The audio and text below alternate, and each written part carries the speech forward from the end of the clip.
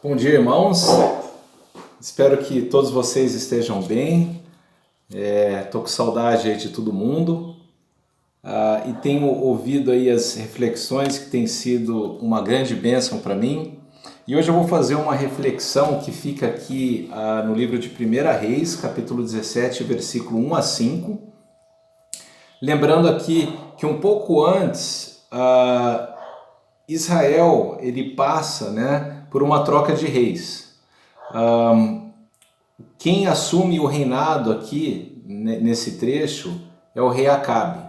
E o rei Acabe ele decide trocar o Deus dos hebreus pelo o Deus de Baal. E Baal naquela época representava prosperidade e riqueza. Então vou ler esse trecho aqui para os irmãos, que fica no capítulo 17, versículo 1 a 5. Aí a gente vai fazer uma rápida reflexão aqui nesse trecho bíblico, onde muito conhecido esse trecho, é onde Elias vai ser alimentado por corvos. Ora, Elias de Tisbé, em Gileade, disse a Acabe: juro pelo nome do Senhor, o Deus de Israel a quem sirvo, que não cairá orvalho, nem chuva nos anos seguintes, exceto mediante a minha palavra. Depois disso, a palavra do Senhor veio a Elias: saia daqui, vá para o leste e esconda-se perto do riacho de Querite, a leste do Jordão. Você beberá do riacho e dê ordens aos corvos, olha lá, e dê ordens aos corvos para o alimentarem lá. E ele fez o que o Senhor lhe tinha dito. Foi para o riacho de Querite, a leste do Jordão, e ficou lá. Os corvos lhe traziam pão e carne de manhã e de tarde, e ele bebia a água do riacho. Querite era uma região onde não tinha árvores frutíferas, era uma região onde não tinha recursos, e Querite era isolado da cidade, então não tinha ninguém ali naquele lugar. E você vê que o profeta Elias, ele não questiona a ordem de Deus para a sua vida, ele não questiona o plano de Deus para a sua vida, ele apenas vai, ele obedece. E isso é algo que eu acho que todos nós temos que aprender aqui com o profeta Elias, é que muitas vezes a gente ouve a voz de Deus, Deus ele está nos apontando para um caminho e a gente questiona. Mas por que Deus, aquela região onde não tem recursos, onde existe escassez, onde não tem pessoas, não tem aquilo que eu gosto, aquilo que eu quero? Por que Deus? Por que eu tenho que ir para essa região? E nós vemos aqui que o profeta Elias, ele vai, ele não questiona, ele vai. E é ali onde Deus sobrenaturalmente alimenta o profeta Elias por corvos.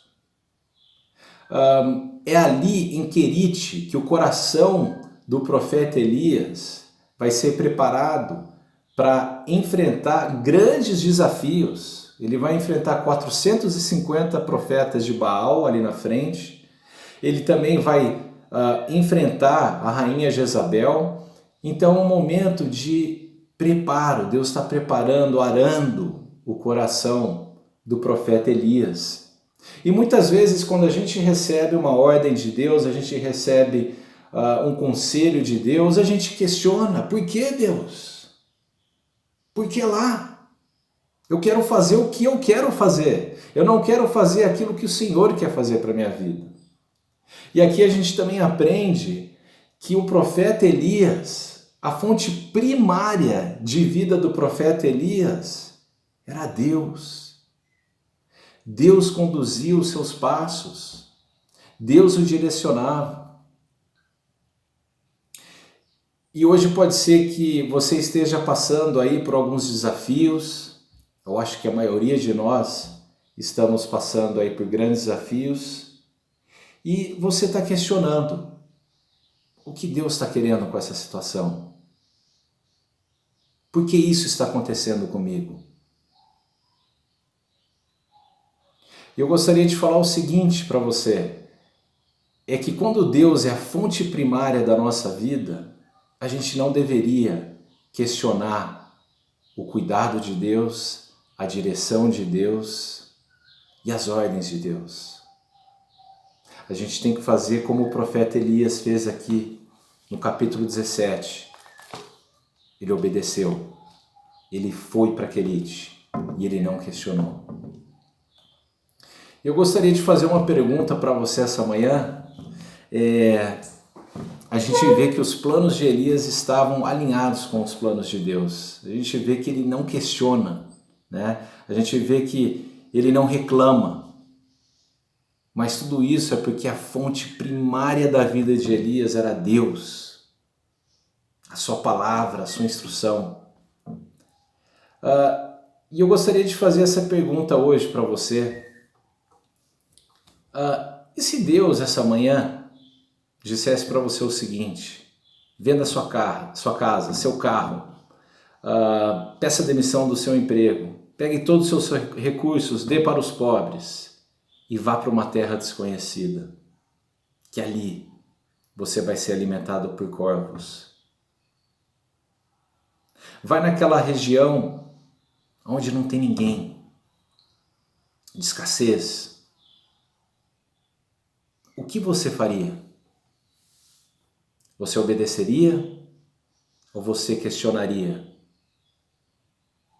E essa manhã eu quero fazer uma outra pergunta para você.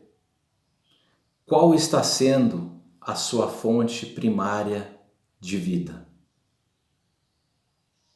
Deus ou Baal? Baal representa o materialismo. Baal representa riqueza. Baal representa a prosperidade mundana. Aquilo que nós vemos.